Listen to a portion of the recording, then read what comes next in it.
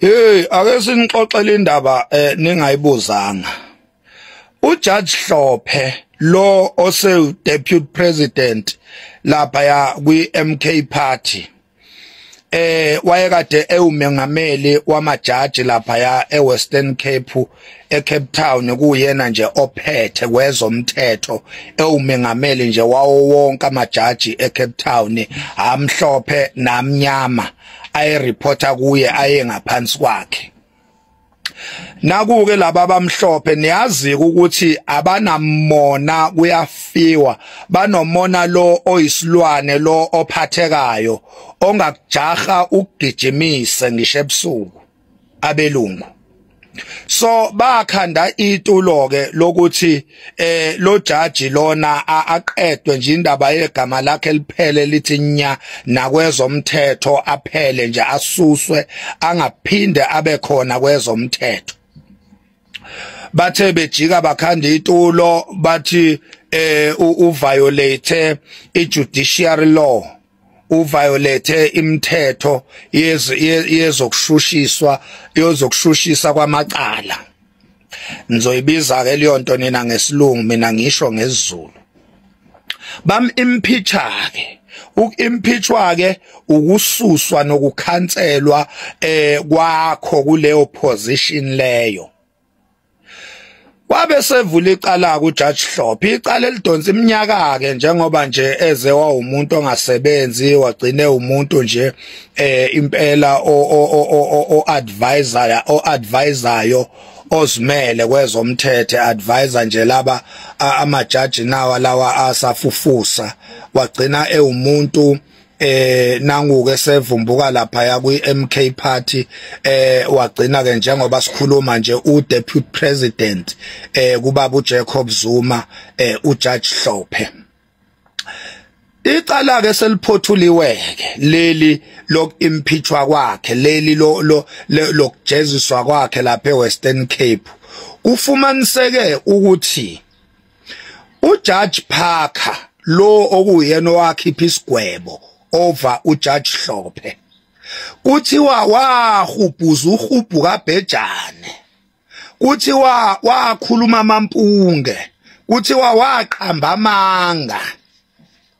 Ujaji omhlophe lona obizwa ngoJudge Parker waqamba amanga ahlaza cwe ngesikhathi emangalela noma ekhipha ilokhuze isigwebo over uJudge Hlophe. Sekutholakele ukuthi lelo cala lelo uJudge Hlophe uluwinile ukuthi wa impeachwa noma waxoshwa esikhundleni sakhe ngongekho emthethweni.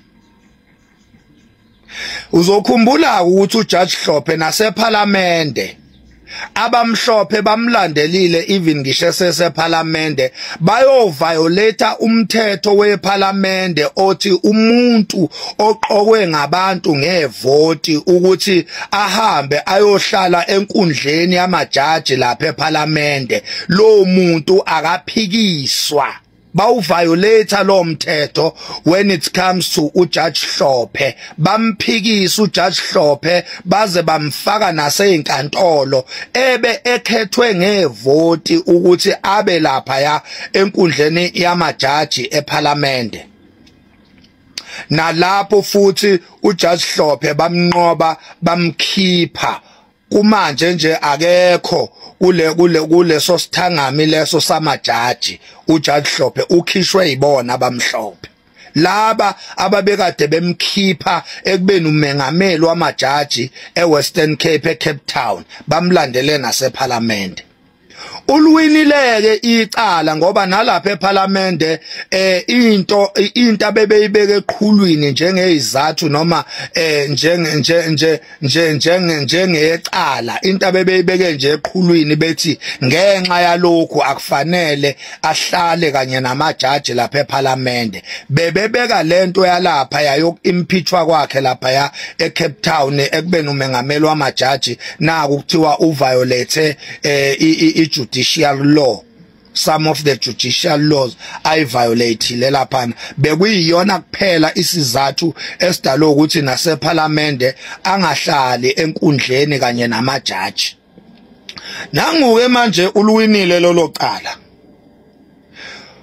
Uphoqa ukuthi njengoba icala eliwinile inkantolo enkulu yamajaji ivune yena, sekuphoqa ukuthi number 1 abuyiselwe esikhundleni sakhe, number 2 zonke imali akweletwa zona ijudiciary kuyo yonke iminyaka akhishwa yona lapha yana esikhundleni sakhe maqede wangakhokhelwa waluza wonke ama benefits, waluza wonke ama salaries akhe alesasihlalo, sekuphoqa ukuthi ke lezo mali akhokhelwe zona, abuyiselwe esikhundleni akhokhelwe imali zakhe. EParliament la akhishwa khona with the same strategy, nakhona sekuphoqa ukuthi akabuyiselwe phela kanye nemikomelo okuyimi imihlomulo ehambisana nalesa sikhundla saseParliament sokuhlala laphana enkundleni yamajaji aseParliament, nalapho kumele abuyelwe yiwo wonke ama benefits awaluzayo, phinde futhi abuyiselwe esihlalweni noma esikhundleni sakhe eParliament. Ke manje usuyabona ukuthi abelungu bayikhosta kangakanani icountry, usuyabona ukuthi abelungu bayikhosta kangakanani icountry ezimalini ze-tax, i-tax esikhokha mihla namalanga. Abelungu bavele baqhamuke nezinto nje ezingekho ngoba naku bephusha ipropaganda yokuthi lowo muntu akakhishwa. Zingakanani imali ezaspendwa kuliwa nomsholozi kuthiwa akayoboshwa for 15 months. Uzondo yipi accountability ayenzile mase kutholakala ukuthi ukuboshwa kaMsholozi for 15 months kwakungekho emthethweni ngoba wayethithwe unfairly or differently among other abantu ababoshwayo, ngoba yena wayenganikwanga ilungelo lokuziphendulela phambi kwemantshi enkantolo. Kwakuviolate ilungelo eli experience noma eli enjoywa ngisho isigela mkhuba seyigebengu eSouth Africa, kodwa uZuma le opportunity wancishwa yona ngenxa yepropaganda ephushwa, ngenxa yepropaganda yabelungu besebenzisa ipuppet yabo eUramaphosa kanye noZondo. Zonke lozo zinto lezo zidla ephaketheni lemali yentela, imali ye-tax yethu njengama South African, kodwa sithuli sibumba imlomo yonke lonto asisukumeli.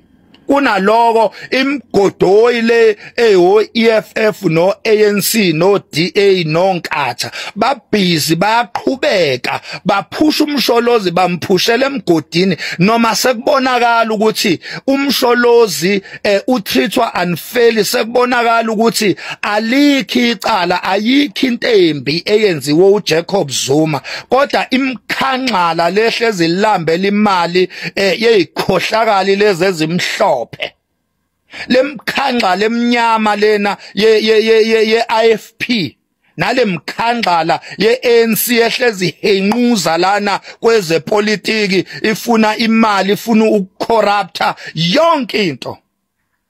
Nalezi inkoxonkoxo zamasende okuyi EFF ezisanganelwa yikhaya. Mina ngiyazi iyouth engenangqondo kanje, angiyazi ngempela iyouth le ebizwa ngeEFF ukuthi la amasimba asanganiswa yini ngempela, ngoba iyouth ayinjeya.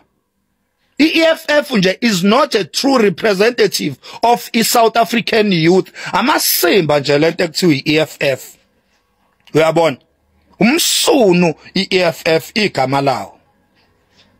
So udliwa imali zentela la, uJudge Hlophe buka nje imali esekumele abuyiselwe zona, buka nje uJudge Hlophe treatwa unfairly ekhishwa izizathu zingekho ngepropaganda nje yamasimba.